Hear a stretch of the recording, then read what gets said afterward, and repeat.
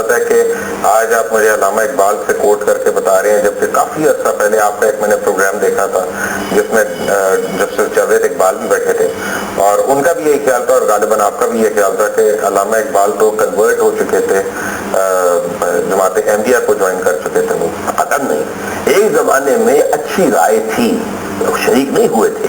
انہوں نے یہ کہا تھا کہ اگر کسی کو دیکھنا ہو اسلام کا ماحول تو جاؤ قادیان میں دیکھ لو.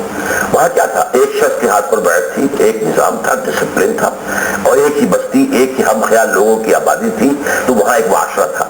اس کے بعد جس طریقے سے علامہ اقبال نے پھر اس کی نفی کی ہے، پھر جس طرح بحث مباحثہ ہوا ہے علامہ کے درمیان، نہرو کے درمیان، سامنے ساری بات. تو علامہ اقبال ظاہر بات ہے کوئی نبی نہیں تھے. آپ کو معلوم ہے ایک زمانے میں تو وہ یہ بھی کہہ رہے تھے کہ پتھر کی مورتیوں میں سمجھا ہے تو خدا ہے، اور خاک وطن کا مجھ کو ہر ذرہ دیوتا ہے. اور بعد میں آ کے وہ یہ کہا ہے کہ جو پیرہن اس کا ہے وہ وطن کا کفن ہے، یہ وطن کا.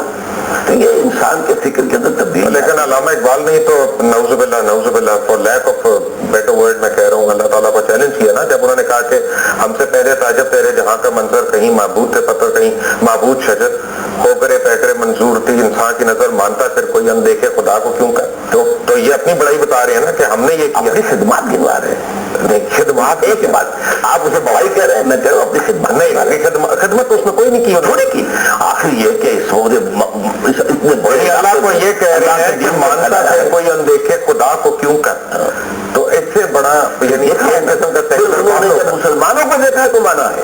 آپ بتائیے انڈونیشیا میں کوئی تلوار چلی تھی کبھی؟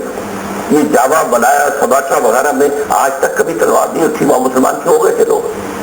مسلمانوں کو دیکھا، تاجروں کو دیکھا، ان کے کردار کو دیکھا، ان کے اخلاق کو دیکھا، ان کے معاملات کو دیکھا، ان تلوار ہوئے. Doctor Israr Ahmed, welcome back to after break. Take a break.